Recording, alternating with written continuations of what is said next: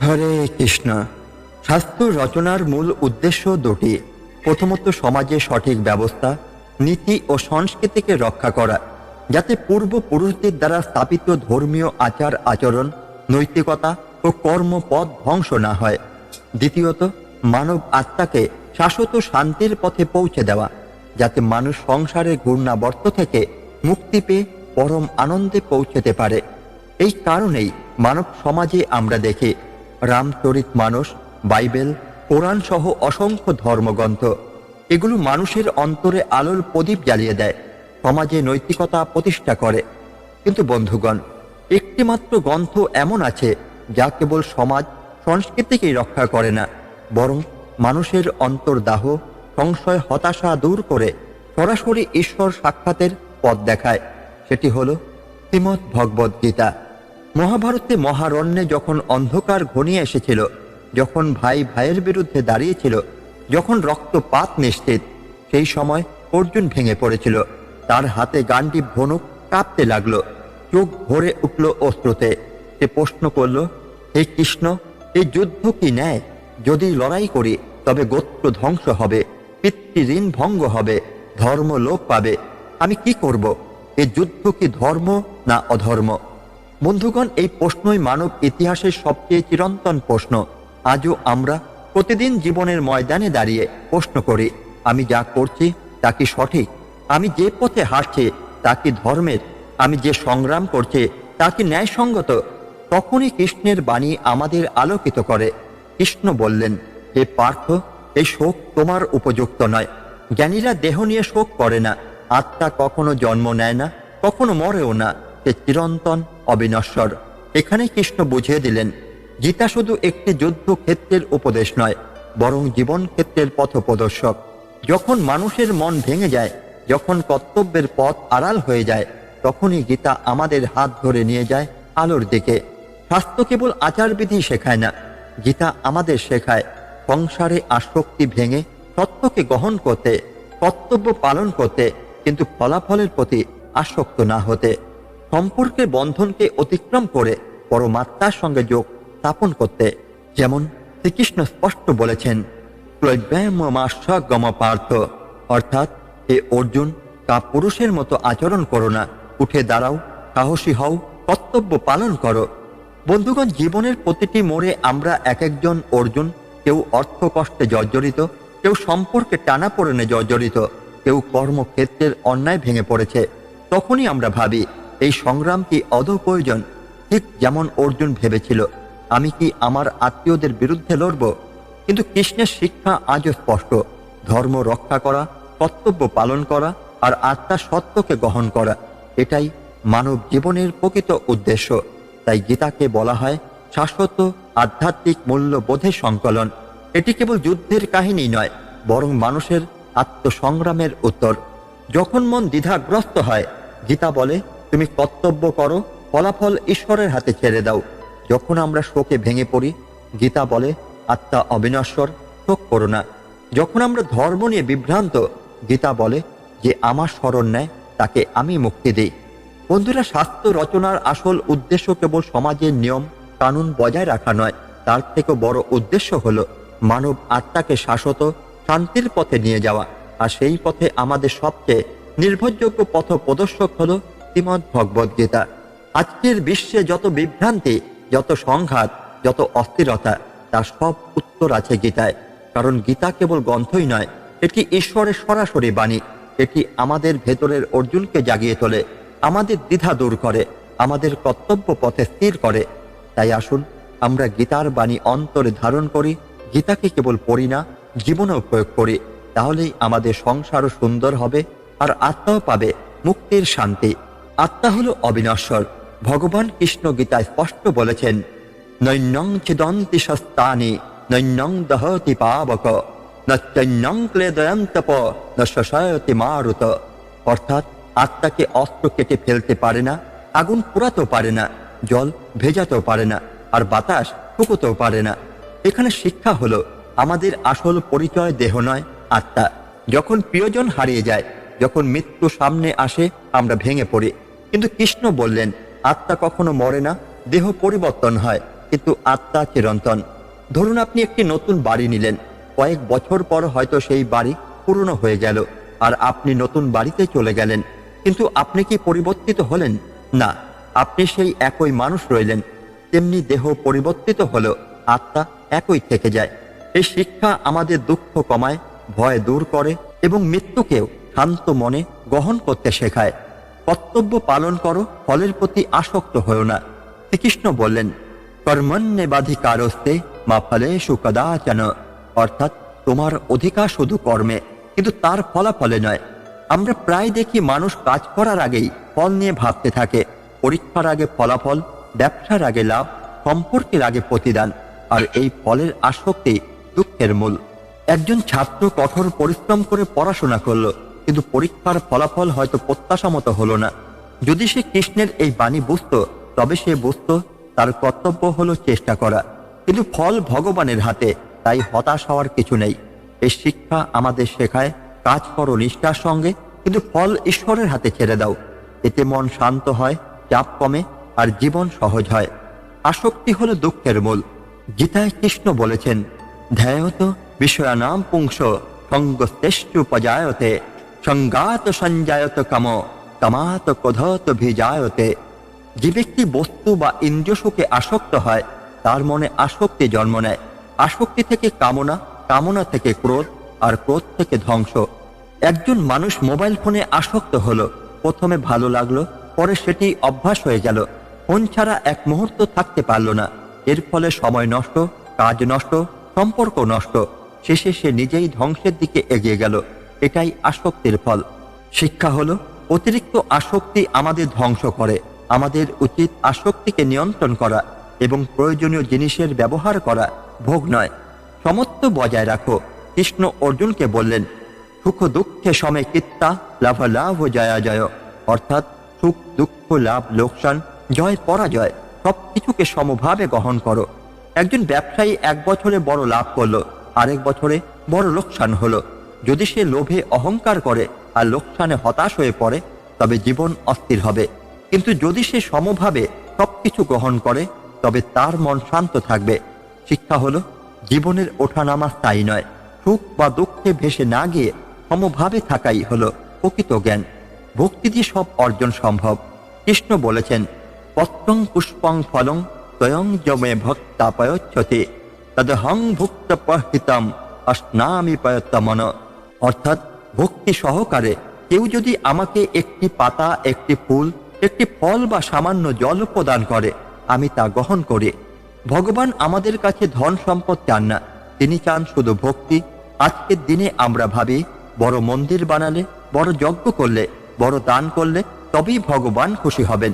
কিন্তু কৃষ্ণ স্পষ্ট বললেন, ভক্তি থাকলে এক ফোঁটা জলও যথেষ্ট। শিক্ষা হলো, ঈশ্বর ভক্তি চান, বাহ্যিক আড়ম্বর নয়। তাই প্রতিদিন অন্তর থেকে ভক্তি নিয়ে তাকে স্মরণ করাই শ্রেষ্ঠ সাধনা। আত্মসংযমই সত্যিকারের শক্তি।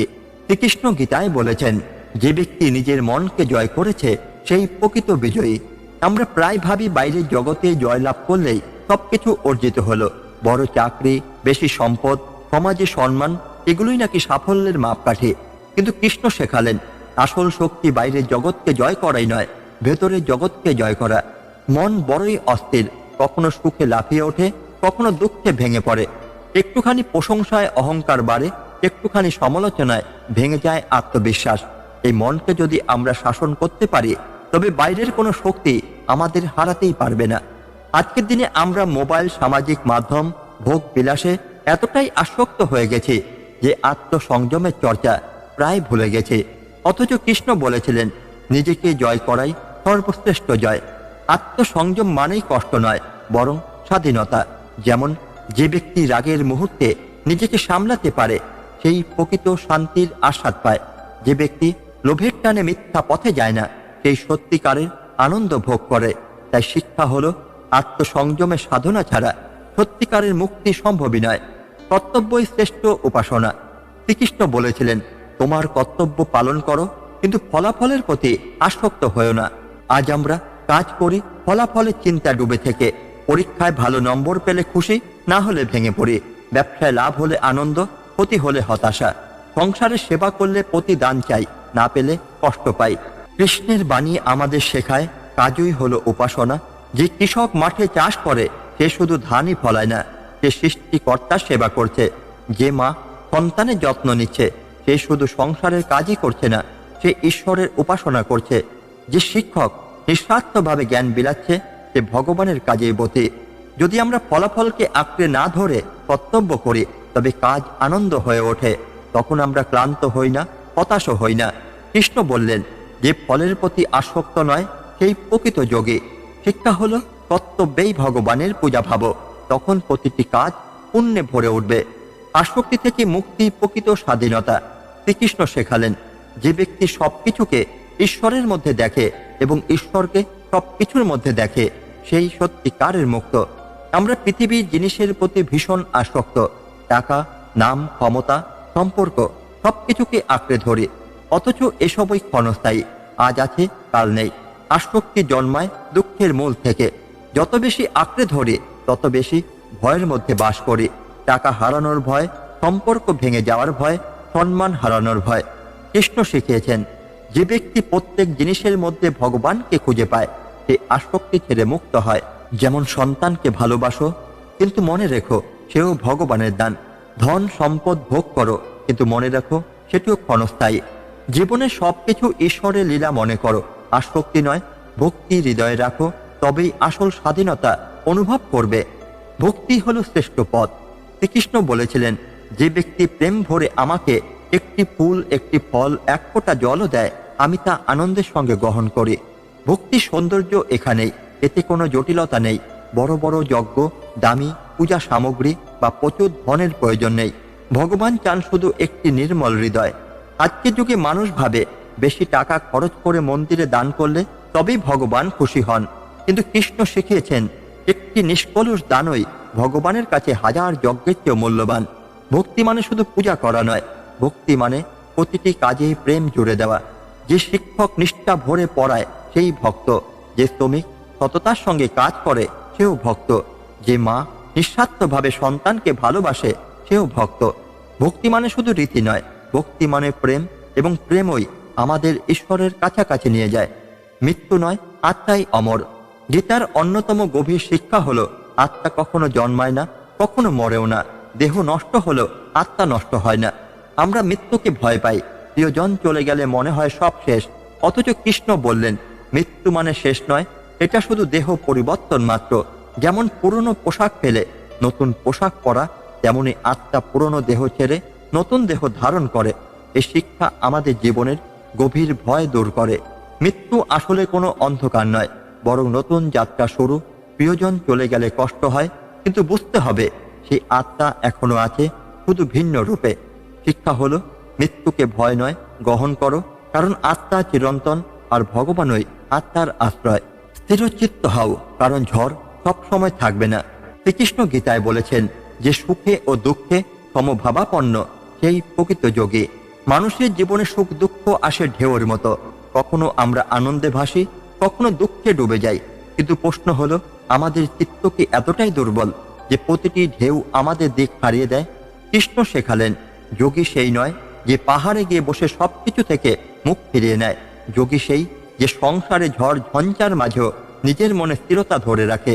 ধরো ব্যবসায় ক্ষতি হলো, সাধারণ মানুষ ভেঙে পড়বে, কিন্তু স্থিরচিত্ত যোগী ভাববে এটাও জীবনের অংশ, আবার লাভ আসবে, আবার আলো আসবে। ধরো প্রচুর প্রশংসা পেলাম, সাধারণ মানুষ অহংকারে ভেসে যাবে, কিন্তু যোগী জানে প্রশংসা আর সমালোচনা দুটোই ক্ষণস্থায়ী। জীবনের ঢেউকে মেনে নিতে শেখো, সুখ দুঃখ দুটোকেই সমভাবে গ্রহণ করো। ঝড় আসবে, কিন্তু স্থিরচিত্ত মানুষকে কোনো ঝড়ই ভাসাতে পারবে না। নিঃস্বার্থ সেবা ভগবানের সর্বোচ্চ পূজা। গীতায় কৃষ্ণ বললেন, যে ব্যক্তি নিঃস্বার্থভাবে সকল প্রাণীর কল্যাণে কাজ করে সেই আমার কাছে প্রিয়। আমরা প্রায় ভগবানের পূজা করি ফুল, ধূপ, প্রদীপ দিয়ে, কিন্তু কৃষ্ণ আমাদের নতুন এক দিক দেখালেন। সবচেয়ে বড় পূজা হলো নিঃস্বার্থ সেবা। একটি ক্ষুধার্ত মানুষকে অন্ন দেওয়া, একটি কাঁদতে থাকা শিশুর চোখ মুছে দেওয়া, একজন বৃদ্ধাকে রাস্তা পার করানো, এসবই আসল পূজা। কারণ ভগবান দূরে কোথাও নেই, ভগবান প্রত্যেক জীবের মধ্যে বিরাজমান।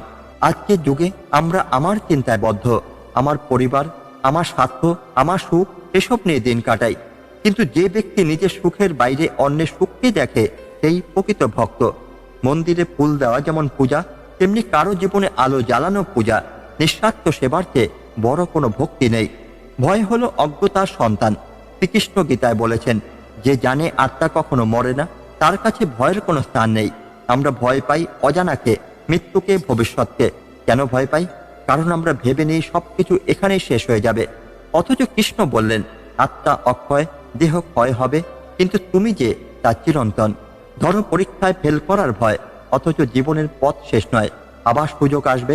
ধরো চাকরি হারানোর ভয়, অথচ দক্ষতা থাকলে নতুন দরজা খুলবেই। ধরো মৃত্যু পর্যন্ত ভয়, অথচ আত্মা কখনো মরে না, সে তো নতুন পথে যাত্রা করে। শিক্ষা হলো, ভয়ের কোনো বাস্তব অস্তিত্ব নেই, এটা অজ্ঞতার ছায়া।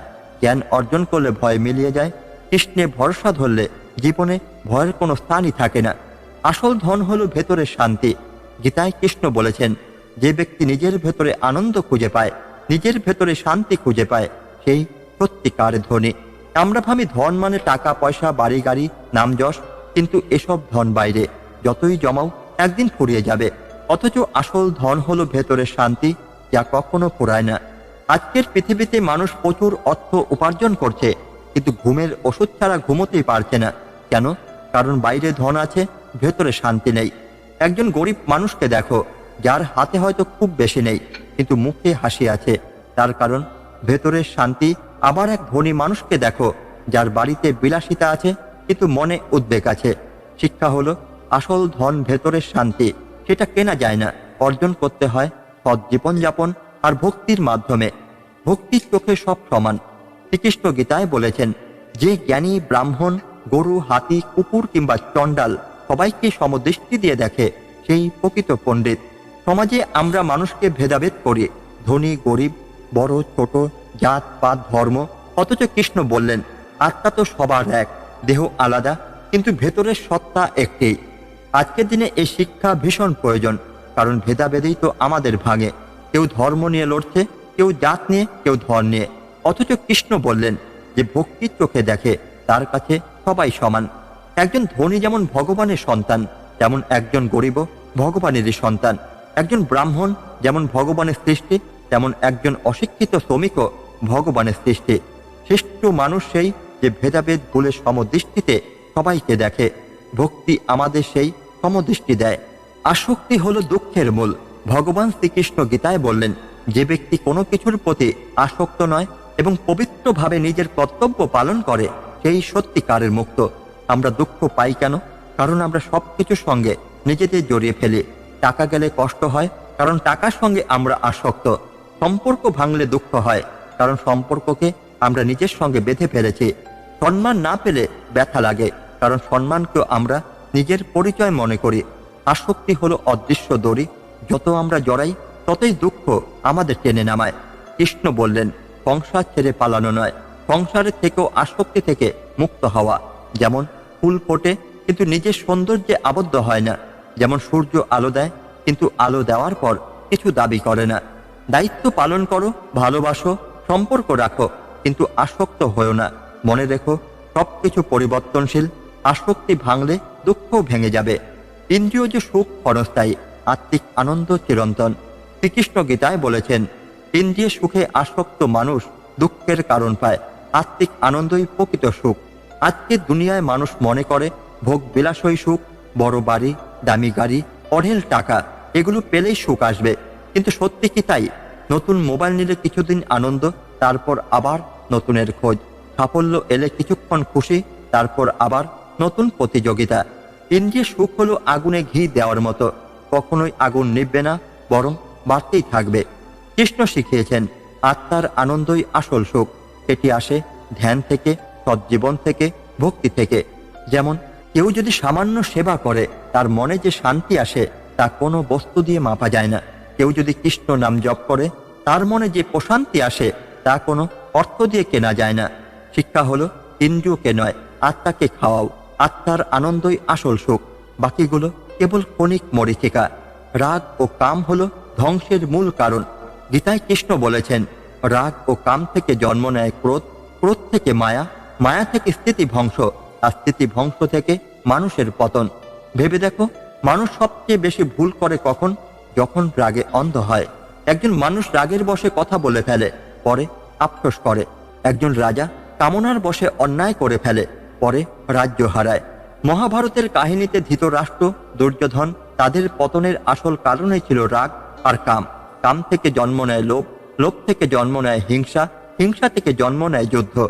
আজও আমরা দেখি পরিবার ভাঙে রাগের কারণে, বন্ধুত্ব ভাঙে কামনার কারণে, সমাজ ভাঙে লোভের কারণে। রাগকে শত্রু মনে করো, কামনাকে বন্ধন মনে করো। যদি এগুলো নিয়ন্ত্রণ করতে পারো, তাহলে নিজের পতন আটকাতে পারবে। কর্তব্যই সর্বোচ্চ ধর্ম। শ্রীকৃষ্ণ গীতায় স্পষ্ট বললেন, নিজের কর্তব্য পালন করা তা যতই কঠিন হোক, অন্যের কর্তব্য অনুকরণ করার চেয়ে শ্রেষ্ঠ। অর্জুন যুদ্ধ এড়াতে চেয়েছিল, বলেছিল আমি আমার আত্মীয় স্বজনকে হত্যা করব না। কিন্তু কৃষ্ণ তাকে বললেন, তুমি ক্ষত্রিয়, তোমার কর্তব্য যুদ্ধ করা। কর্তব্য এড়ানো মানেই পাপ। আজকের দুনিয়ায়ও আমরা কর্তব্য এড়িয়ে চলতে চাই। ছাত্র পড়াশোনার কর্তব্য এড়িয়ে মোবাইল গেমে সময় কাটায়। বাবা মা সন্তানের কর্তব্য এড়িয়ে নিজের ভোগ বিলাসে মগ্ন থাকে। কর্মচারী নিজের কাজের কর্তব্য এড়িয়ে শর্টকাট খোঁজে। ফল কি হয়? বিশৃঙ্খলা, সমাজ ভেঙে পড়ে। কর্তব্যই সর্বোচ্চ পূজা। যদি প্রতিদিন নিজের কর্তব্য সৎভাবে পালন করো, তবে তোমার জীবন হবে সফল আর সমাজ হবে সুস্থ। আত্মসংযমই মুক্তির চাবিকাঠি। শ্রীকৃষ্ণ গীতায় বলেছেন, যে ব্যক্তি ইন্দ্রিয়কে সংযত করে এবং বুদ্ধিকে স্থির রাখে, সেই প্রকৃত যোগী। আত্মসংযম মানে নিজেকে দমন নয়, নিজেকে নিয়ন্ত্রণ। যেমন রাগ উঠলেও চুপ থাকা, সেটাই আত্মসংযম। উদাত্ত হলেও অন্যের খাবার না নেওয়া, সেটাই আত্মসংযম।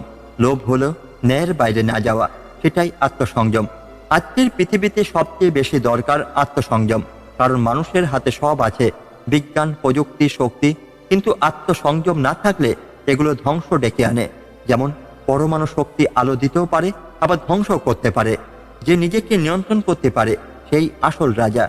আত্মসংযমহীন মানুষ বাইরে যত বড়ই হোক, ভেতরে সে দাস।